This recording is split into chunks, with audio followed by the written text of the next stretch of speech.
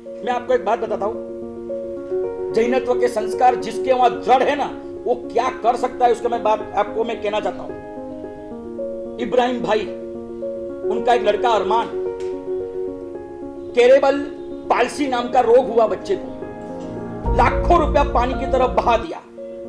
उस रोग में क्या होता है मालूम है आपको?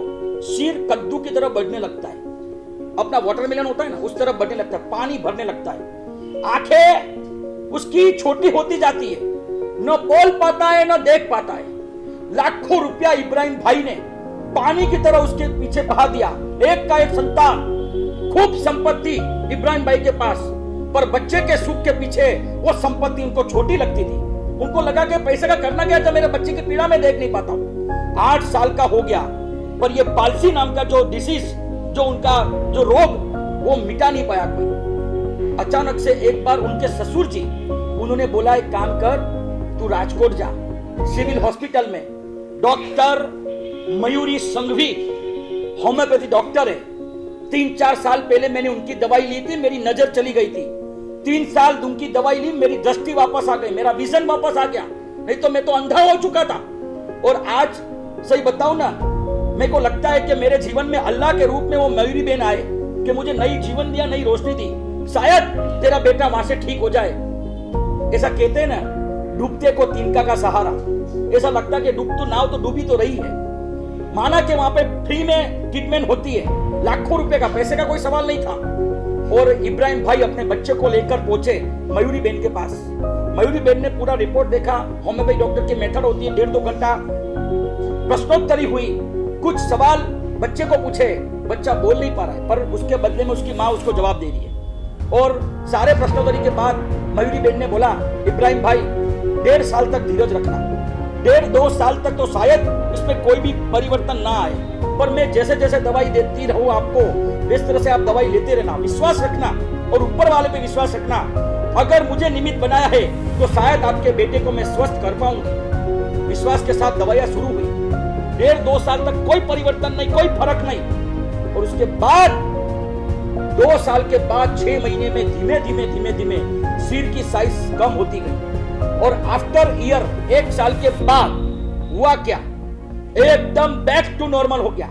8 साल की एज में दवाई शुरू करी, 10 साल की एज तक दवाई चली, और जैसा 11वां साल लगा और ये बच्चा जिंदगी में पहली बार अम्मी अब्बू ऐसा बोलता हुआ। और इब्राहिम भाई और उनकी वाइफ इतने गदगद हो गए कि सभी माओं का नसीब ऐसा होता है कि बच्चा 1.5-2 साल में मम्मी और पापा बोलने लगता है। हमारा नसीब थोड़ा कम था कि हमारा बच्चा 11 साल के बाद हमने पहली बार हमारे बच्चे के मुंह से अम्मी और अब्बू सुनने मिला।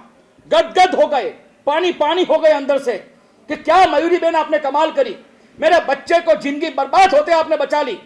और बाद में ये इब्राहिम भाई परिवार के साथ क्लिनिक में गए, मयूरी बहन को बोला कि मयूरी बहन आपका जितना एहसान मान उतना कम है, आपने जो मेरे बच्चे को जो ठीक किया है ना आपने, मैं शब्दों में वर्णित नहीं कर सकता, शब्दों में व्यक्त नहीं कर सकता कि आपने मेरे लिए क्या किया है। पर फिर भी आपने 1 रुपया चार्ज नहीं किया, आप सिविल हॉस्पिटल के डॉक्टर हो, पर फिर भी मैं चाहूंगा कि मुझे आपको कुछ देना है, मैं आपके लिए कुछ करना चाहता हूं। बहुत रसकस हुई, पर वहां पे तो हॉस्पिटल में ज्यादा डिस्कस नहीं हो पाई। पूरा परिवार मयूरी बहन संघवी के घर पहुंच गया, इब्राहिम भाई, उनका बेटा अरमान और उनके पत्नी, उनकी वाइफ, और बोला कि मयूरी बहन आपको कुछ तो मुझे देना पड़ेगा। उन्होंने बोला मैं तो सिर्फ निमित्त मात्र हूं, परमात्मा की कृपा से और परमात्मा के आशीर्वाद से, और आपने मेरे पे जो विश्वास रखा, आपने जो ऊपर वाले पे श्रद्धा रखी, उससे ठीक हुआ है। और जो आप देने की बात करते मैं ले नहीं सकती, क्योंकि मुझे इसका सैलरी सरकार देती है, गवर्नमेंट सैलरी देती है, मैं आपसे कुछ नहीं लेने की अपेक्षा नहीं। मयूरी बहन आपको कुछ तो देना, कुछ तो लेना ही पड़ेगा, कुछ तो लेना ही पड़ेगा। काफी टाइम की डिस्कस के बाद मयूरी बहन ने बोला देखो मैं जैन धर्म से बिलोंग करती हूं, जैन धर्म मेरे बचपन से मेरे रग रग में बसता है, ये जिन शासन, और मेरे जैन धर्म ने और मेरे जिन शासन ने ऐसा सिखाया है कि जीवन में जब भी असाता वेदनीय का उदय हो तो समझना कि जीवन में कहीं ना कहीं हिंसाचार है, आपके जीवन में हिंसाचार है, उसकी वजह से ये असाता वेदनीय का उदय आया है। मुझे पता है कि आपका पोल्ट्री फार्म का बिजनेस है, दैट मीन्स अंडे उत्पादन करना, बराबर, पोल्ट्री फार्म का आपका बिजनेस है। मैं ज्यादा तो आपको, अगर आपका इतना आग्रह है और मुझे आप कुछ देना ही चाहते हो, तो मैं सिर्फ आपसे इतना मांगती हूं कि महीने में एक दिन आप पोल्ट्री फार्म बंद रखोगे स्वेच्छा से, मेरा कोई फोर्स नहीं है, मैं अपनी बात, अपनी मानसिकता, अपने धर्म के सिद्धांत आपके सिर पे थोपना नहीं चाहती हूं, पर जो संस्कार और जो समझ मेरे पास है उसके अनुसार मैं आपको यही कहना चाहती हूं कि आप एक दिन के लिए बंद करो और उस दिन सारे जीवों को जो बलिदान मिलेगा, शायद हो सकता है कि आप मुझे मेरे लिए कुछ करना चाहते हो तो यही करिए। और इब्राहिम भाई टेबल पछाड़ के खड़े हो गए। ये क्या बात कर दी आपने मयूरी बहन, पोल्ट्री फार्म बंद करने का, वो भी एक दिन। मयूरी बहन आप भूले हो, आपने मेरे बच्चे को एक दिन के लिए बोलता नहीं किया है, एक दिन के लिए ठीक नहीं किया है, पूरे जीवन के लिए ठीक किया है।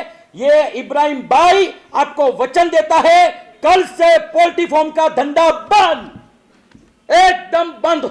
और अपने बाप दादा की खेती में वो इब्राहिम भाई लग गए, पूरा पोल्ट्री फार्म का धंधा बंद कर दिया। एक जैन एक ऐसे कुटुंब में, एक परिवार में शासन पहुंचा सकता था कब? कि जब उनके रग रग में शासन बसता था, शासन के दिए हुए संस्कार बसते थे। अगर ये मयूरी बेन ने उनके जीवन में जिन शासन का प्रभाव नहीं होता तो शायद इब्राहिम भाई के जीवन में जो इतना बड़ा हिंसाचार था वो बंद नहीं होता। आप क्या समझ सकते हो? ये अभी की घटना है।